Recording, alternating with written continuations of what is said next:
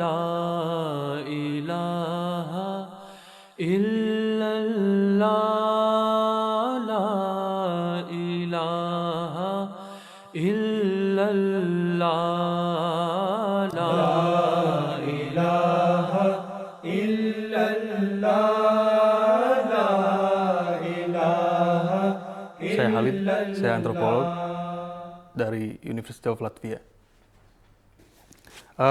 Konsep karunia adalah konsep yang universal, terdapat di berbagai seluruh sistem kepercayaan, baik itu di dalam agama yang samawi, agama langit, Islam, Yahudi, Kristen, baik itu yang non samawi seperti di Buddha, Hindu dan lainnya. Dan itu adalah berkenaan dengan sesuatu yang berasal dari yang maha tinggi, yang transendental atau yang maha kuasa. Pertama-tama saya akan menjelaskan bagaimana studi etnografi saya berkenaan dengan pencarian konsep karunia di dalam Jemaat Ahmadiyah, khususnya di Desa Manislor. Pertama-tama ini merupakan suatu kesempatan yang luar biasa. Saya bisa membuat suatu karya ilmiah berkenaan dengan antropologi keagamaan, di mana di situ saya sebagai peneliti bersikeras untuk bagaimana konsep blessing ini dapat diartikulasikan dalam aspek non-teologis. Berkenaan dengan pengalaman saya studi di Manislor selama 2 minggu, tepatnya di bulan Ramadan, di minggu kedua dan ketiga, saya di sana menyaksikan bahwa di Jemaat Manislor ini sangat kaya sekali akan kegiatan-kegiatan yang bersifat kerohanian. Nah, tidak hanya itu, masyarakat Manislor pun sebenarnya giat sekali dalam kegiatan-kegiatan non rohani, ya, di mana sebenarnya yang tidak diketahui adalah di jemaat itu, di dalam komunitas tersebut tidak selamanya membahas tentang hal-hal yang berbau rohani, tapi di sana terdapat berbagai kegiatan-kegiatan seperti kegiatan bakti sosial, ya, kegiatan donor darah, kegiatan berbagi kebahagiaan seperti berbagi pengobatan-pengobatan yang diusung oleh jemaah seperti pengobatan homeopati. Nah, pertama yang saya garis bawahi adalah kondisionalitas di Manislor itu sangat unik, di mana di sana kita bisa melihat bahwa mereka hidup di dalam sesuatu yang tidak menguntungkan. Bagaimana mereka bisa survive, bagaimana mereka bisa berkembang. Di awal tahun 1954, awal mula hadir kabar baik, kabar suka mengenai kedatangan imam yang dijanjikan, Imam Mahdi, ya. Nah, hingga saat ini mencapai ribuan orang di sana, bahkan 80% lebih proporsinya. Nah, dan bagi saya itu sesuatu yang patut kita harus telaah, bagaimana mereka bisa survive hingga hari ini, di samping hambatan-hambatan gitu, ya, kemudian hal-hal yang tidak menguntungkan bagi mereka, tetapi mereka bisa berserah diri, tetapi bukan tidak ada tindakan apapun. Mereka berserah diri atas kehendak Tuhan dan tetap mengusahakan apa yang menjadi persoalan bagi mereka. Nah, ketika saya melihat kondisionalitas di sana seperti yang saya kemukakan tadi, saya melihat bahwa di situ ada timbul pemaknaan masyarakat Manislor terhadap fenomena tersebut. Apa yang hadir dalam benak mereka, di lingkungan mereka. Nah, ternyata ini berkaitan dengan sesuatu yang baik, yakni karunia. Nah, karunia ini merupakan sesuatu yang positif karena berasal dari segala sumber, yakni dari Tuhan. Islam Dalam tradisi Islam, konsep karunia itu diyakini sesuatu yang berasal dari sesuatu yang zat yang maha tinggi. Dalam Al-Quran itu saya menemukan banyak sekali penggalan-penggalan ayat yang menceritakan tentang karunia.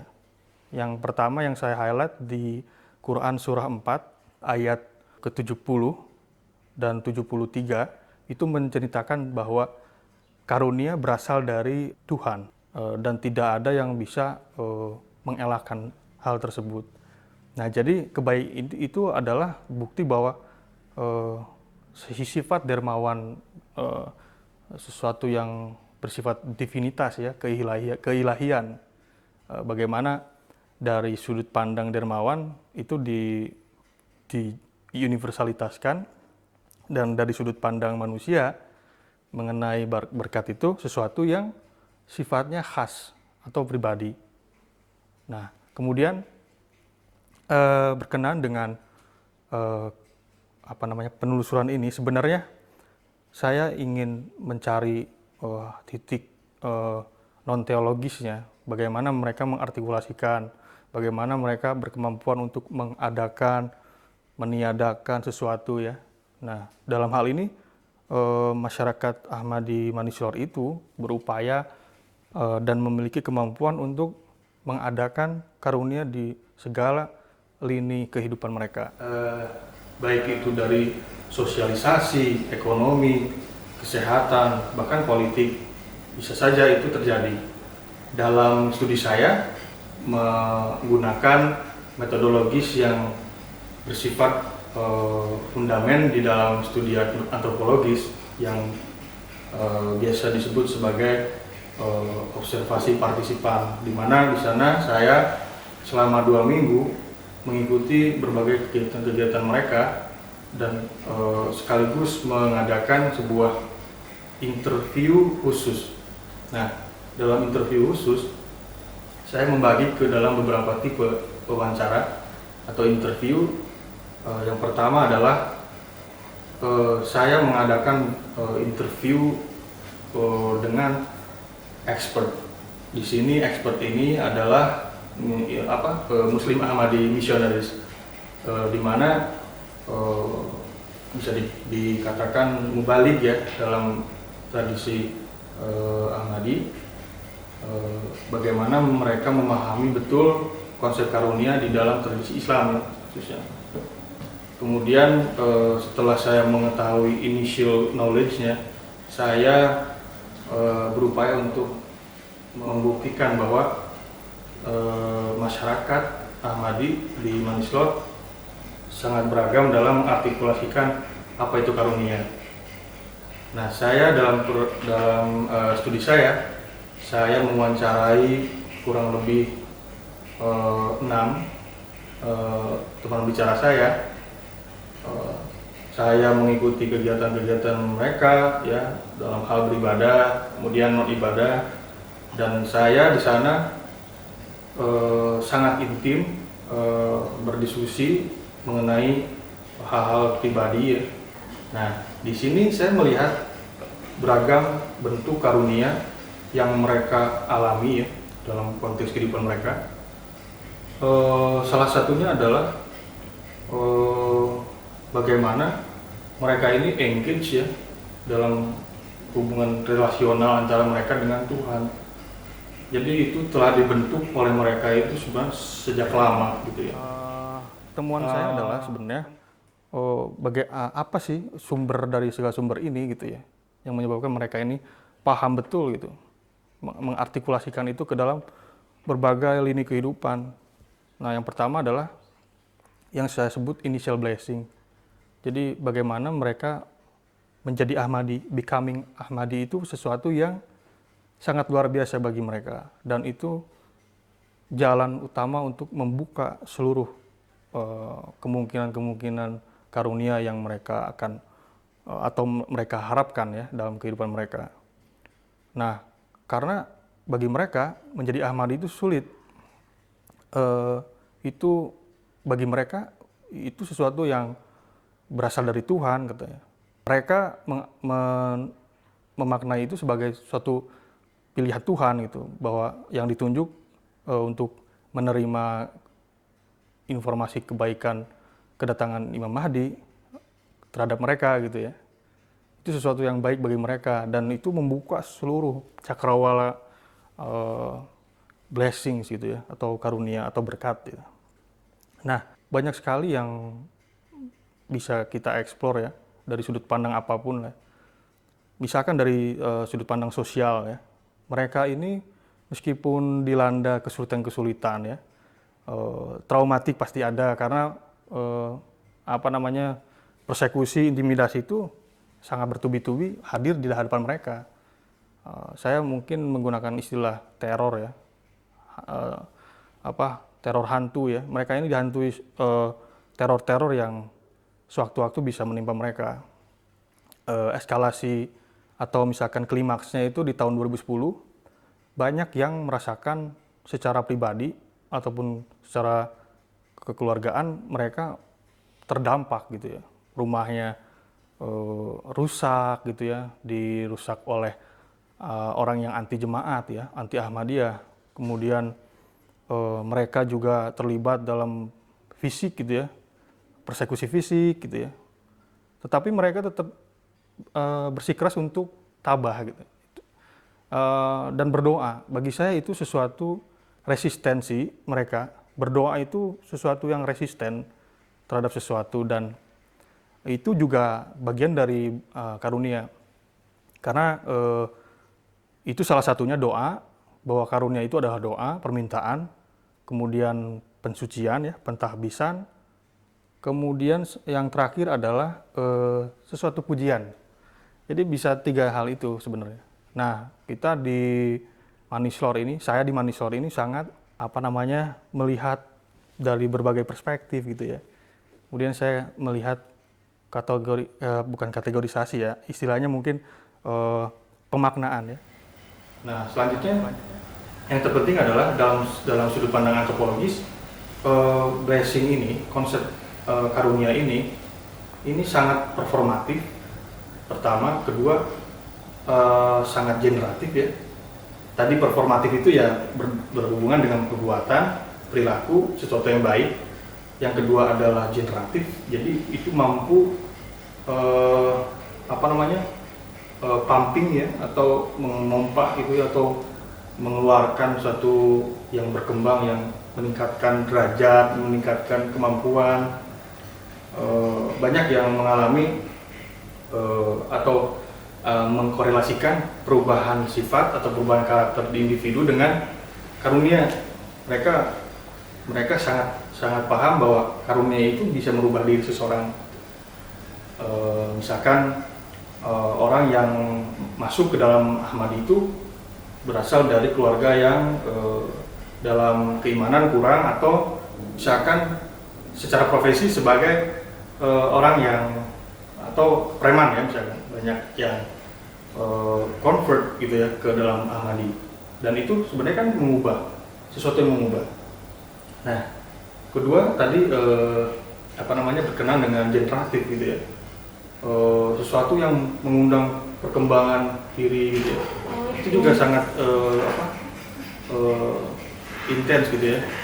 Kemudian yang ketiga adalah yang membuat saya ingin mencari sudut pandang lain adalah hubungan relasional itu. Jadi kita kalau bicara tentang konsep blessing dalam Ahmadiyah, khususnya di Manislor, itu bicara tentang bagaimana mereka membangun hubungan yang baik terhadap Tuhan, terhadap non-humans ya. Kalau di bahasa umumnya, bahasa saintifiknya, human and non-human relation. Jadi hubungan antara manusia dan non-manusia, termasuk Tuhan ya, itu non-humans. Nah, ketiga hal tadi sebenarnya bisa menjelaskan konsep karunia itu dari sudut pandang non-teologis, bahwa itu bisa dijelaskan ya. Blessing ini sesuatu yang berkenaan dengan tindakan gitu ya. Tindakannya bisa verbal, bisa non-verbal gitu ya. Nah, berbicara tentang tindakan verbal yang bisa kita tangkap adalah ketika kita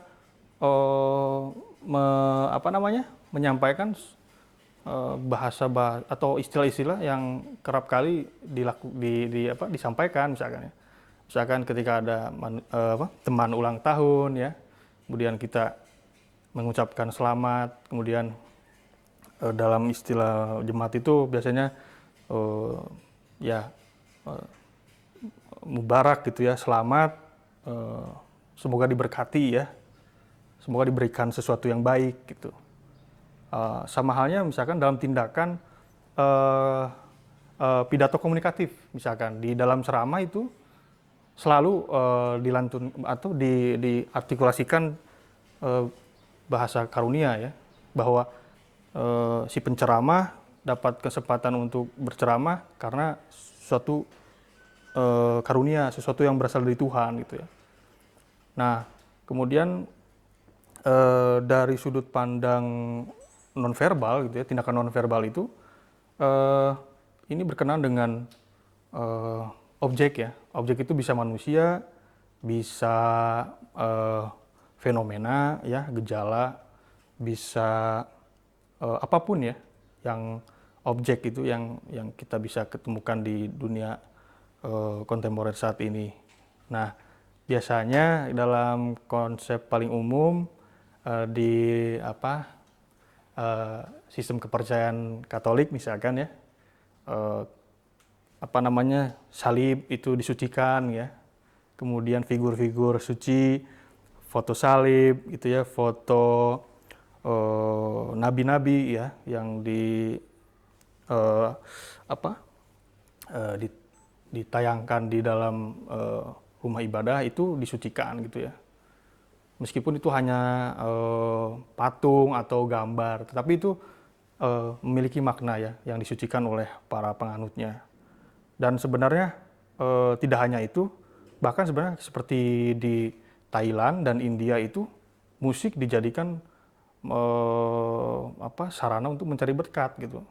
Ketika mereka memainkan suatu nada yang sakral, yaitu menjadi suatu yang dianggap suci, dianggap yang memiliki zat pemberkatan gitu ya.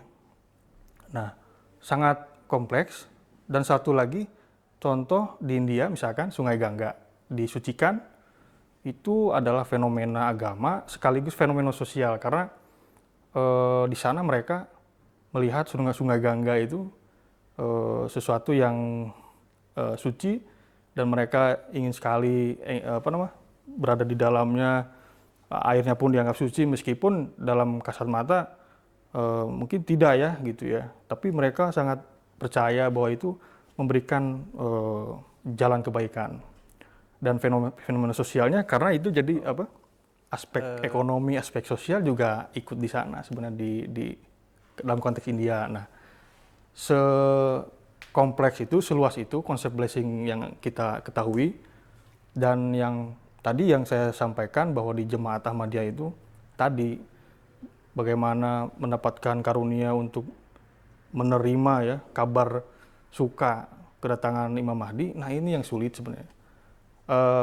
Ada dua sebenarnya kategorinya. Yang pertama, Ahmadi ini dilahirkan sebagai Ahmadi atau secara baiat ya, secara mungkin dari dampak pendidikan ya, dampak verbal lainnya ya, dari penyampaian orang lain gitu ya. Nah, ini sama-sama menjadi sumber dari segala sumber gitu. Nah, bagi saya menemukan titik eksentrik di dalam Ahmadiyah tentang konsep blessing itu. Nah, kemudian bahwa kita harus realize ya, harus sadar bahwa blessing itu ada karena itu tidak bisa disangkal meskipun itu intangible ya. Dalam teori itu ya mistis ya, sesuatu yang tidak nampak. Tapi masyarakat atau di sini konteksnya Ahmadi memiliki kemampuan itu untuk mewujudkannya dalam kehidupan dan memiliki dampak dalam diri yang sangat kuat. Sebagai penutup, konsep karunia dalam Ahmadiyah itu yang saya telusuri dari perspektif Ahmadi ya, di Manislor terutama, bahwa karunia itu sesuatu yang melibatkan yang maha tinggi, yang maha kuasa ya, yang transendental gitu ya, yang melampaui manusia. Dan itu berkenaan dengan sifat dermawan ya, secara universal. Dan konsep blessing dalam Ahmadiyah adalah bagaimana dia bisa mengelola kepercayaan dia terhadap kedatangan seorang pembaharu ya, Imam Mahdi. Dan bagi saya itu adalah waktu saja sebenarnya. Dan karunia itu juga sebenarnya ruh kan.